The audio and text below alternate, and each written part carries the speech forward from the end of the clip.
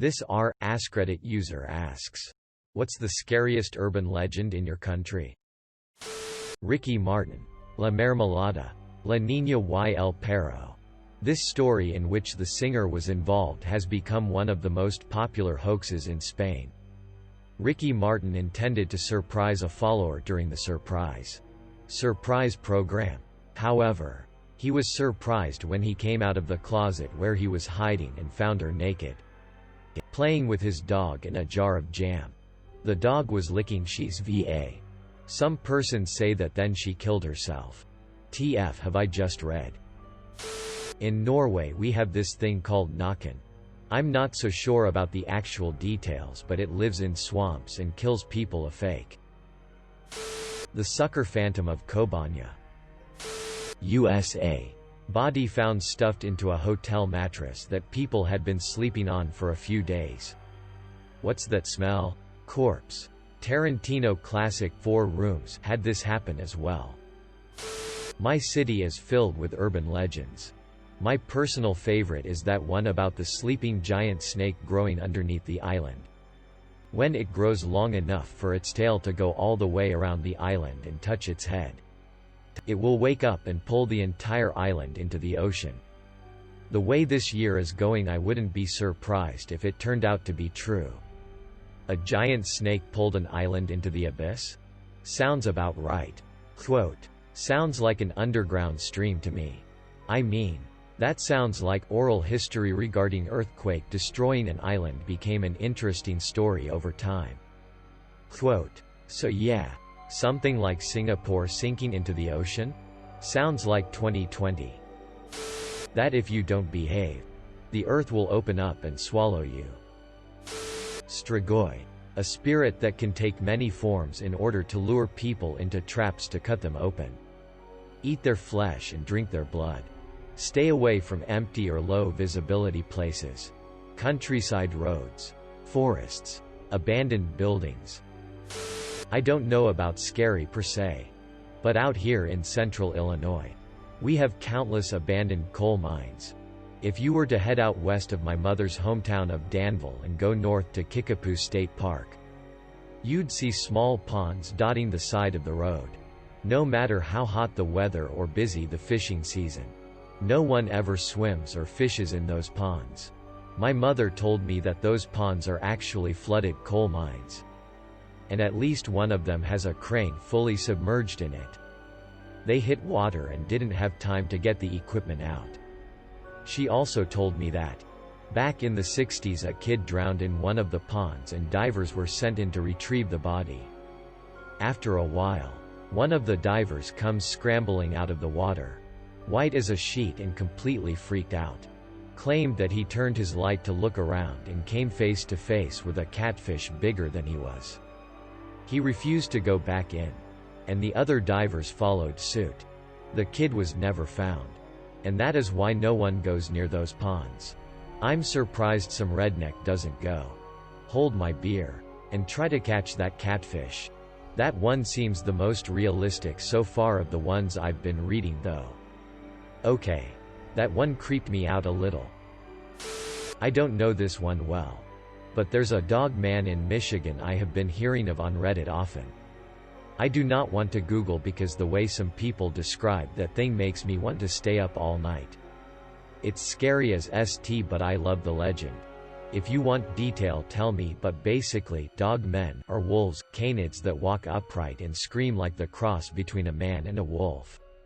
They have historical cases. There is a song called The Dog Man Song that talks about them. In Delaware we have the Devil's Road. It's actually just north of the border in Chadds Ford, PA, but whatever.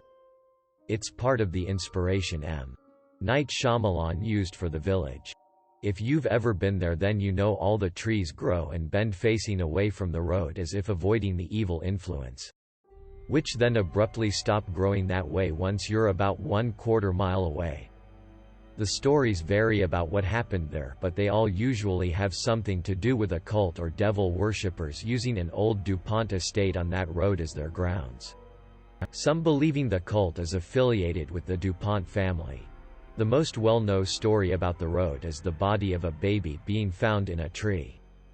The roots cradling the body as if it were placed there on purpose. Or how the DuPonts used the house as a place to store their inbred offspring and would bury them in the house and in the stone fence that encompasses the property. The house itself is said to be constructed to advocate and help the use of black magic with things like windows shaped like inverted crosses. Which they are. And some say the trees growing away from the road help with this. There are also reports of a phantom truck that chases the local youth away when they go exploring. The phantom truck comes from a guardhouse on the grounds, and it's rumored that driving by it too many times is what summons the truck. But no matter how close you get to it, you can never see a driver inside. The police exist to protect and serve the people. Man, this thread is ripe with IP for Hollywood. Good stuff. Surprised I haven't read more urban legends. One that was common when I was in high school was that if you saw a car driving with its headlights off, don't flash yours to let them know. The story went that it might be a gang initiation, where they wait for somebody to flash their lights at them and then they chase you down and murder you. More local to my town at that time was 13 Bridges Road. An abandoned road out in the country where when you walk down it, you count 13 bridges. But when you walk back, there are only 12. Nothing scary about that except that it's in the middle of nowhere. Absolutely no direct or ambient light. You're not supposed to be out there, so nobody knows where you might have gone in case you don't come home. This was before cell phones. But anyone in the area with ill intent knows that high school kids might be out there any given night and they could be hiding in the woods. And of course, once you're out there, people start telling all the stories about that one girl that went missing or whatever. More of a deliverance horror scenario than a Friday the 13th one. This is in rural Alabama. By the way, we had the gang initiation one, too. Also the story about the girl who kept having someone behind her flash their lights while she was driving home. The car flashing their lights followed her, and kept flashing their brights every few minutes. Panicked, the girl drove to a gas station, police station, whatever. The car followed and the driver approached her to tell her that there was someone in her back seat with a knife. They could see them duck down every time they flashed their brights at her. I knew the DN thing was just an urban legend, but it still gave me such bad anxiety when I first started driving. I would religiously check my back seats before getting in the car. We were also told to never stop on the road for aggressive drivers, in case they were crazy and attacked us. But this one was based in fact. Some jackass shot a poor man with AFG crossbow for the perceived slight of cutting him off in traffic. The McDonald's ball pit. Scariest CP I ever saw. Spoons rattling. Charlie No Face. The story of a real man who was badly burned in an electric fire, ruining his face. He wandered back streets at night and smoked cigarettes. He never actually bothered anyone in life, but people attributed lots of things to seeing him. Like seeing him meant your family was going to die in a house fire, or general bad luck, or he would take your face. Funny enough, someone made a Facebook page of him. So if you ever want to see what he looks like, just look up Charlie No Face. So mine is an urban legend built around a real man who suffered a horrible injury. Might not be the most common, but in Irish farmland folklore I've been taught to fear the puka. They say the puka was old when God was a child.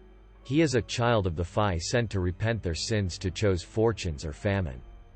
The puka is a Fae creature colored either black, white or gray. They have been shunned, and in order to earn back their wings they must help those in need. The farmers thank the puka by leaving cream out at night, and in return they will tend to the farm. But if the farmer tries to watch, see, catch or help the puka, the farm is cursed. Children are warned to sleep well at night, to make no noise or let the light in fear of starting the puka. Worse stories talk of children sneaking out to see the puka and being caught and dragged back to their den never to be seen again, and bringing a blood curse to the farm where the puka has had a taste of blood and will kill each night after until it itself is killed. That started out nice, then got horrifying. Isn't that how they typically go though? I love Irish fae stories. They're some of the best mythology I've ever come across. Harakosrit, the toeeater. Parents tell their kids about the toeeater here in Slovakia. They never describe it since it's beyond human comprehension. He would come at night when kids were asleep and eat all the toys that were still lying on the ground. I was terrified of it. Purple Aki was an odd one back in the day. Turns out he's true too. A rather large, intimidating man who had a taste for young men with muscles, often asking to touch their muscles or getting them to squat him. People often complied because he's a big bloke. Apparently those who squatted him often felt a growing hard lump all of a sudden mid-squat. Only person in the UK who received a court order prohibiting him from asking or touching people's muscles. It's been lifted since IIRC. BBC 3 documentary on Purple Aki. Link. Roses are red. Aki is purple. Can I touch your muscles, lad? Quote. Has to be the best Valentine's Day card I've ever been given. Let me feel your muscles. Boys. After first moving to Washington state, I lived near a modern urban community and a homeowner reported seeing a Sasquatch in her backyard. Homeowner collected some its fur, hair from blackberry shrubs. Turned it into raw fish and game. Their report was, unknown species. No other sample like it. Quote. There's so much ST in America that it's hard to measure. If I was to say scariest near me, it would probably be Lake Lanier. Basically there was this town in Georgia and the state wanted to release a dam or something to flood the area into a lake. The people were okay and agreed to move out, and they set up a new place on the outskirts. Well, rather than demolish everything and flooding, they just flooded it. So you have a town full of shops, houses, a roller coaster and a massive graveyard completely underwater. The lake itself is known to have an extremely high death toll, so it's kinda just a giant deadly body of water. I live near Lake Lanier. There is more. Giant catfish that eat chickens at the bottom. It's haunted by a woman who drove off a bridge in the 50s. And there is a race track underwater that can be seen if the water level is low enough. This happened in Wales, UK back in 1965. The UK government wanted to create a new reservoir for the English city of Liverpool, so they chose to flood a Welsh valley, submerging a village in the process and displacing about 60 people from their homes. The drowning of Capel Celyn. I lived near Atlanta for a while, and whenever someone would go missing and presumed murdered, they would always search Lake Lanier. My friends and I used to joke that if you got murdered, at least you'd know where you'd end up. Well, I live in Amityville. So, chanting, "By Mary," 13 times in front of a candlelit mirror will summon a vengeful spirit. After we saw one of the Paranormal Activity movies where they did this, 2 friends went into the bathroom to chant "By Mary." Other friend on the third "By Mary" started banging on the door. Good laugh. I live in Ireland and we have loads of urban legends. But my favorite is the Dullahan. He was the original headless horseman who carried his head in his arm. And he rode through all of the counties over and over. And when he stopped in a village or town, someone there was going to die. Smelly Irishman here too. I remember when the wind used to howl, my grandmother would tell us that it's the banshee wailing. We'd then have to light a candle or one of us would die. I grew up in Texas with an uncle who told us about banshees and how they would scream when they killed someone. It was terrifying when we went to our granddad's, his property, and would hear it in the dead of night. Now, of course, as an adult, I know it was just rabbits being eviscerated by coyotes and mountain lions being mountain lions. Which is only slightly less terrifying. We don't even have banshees here. Just predators. meth heads, and the occasional cult in the woods. Well, that's terrifying. In our case, it was just the wind in the chimney.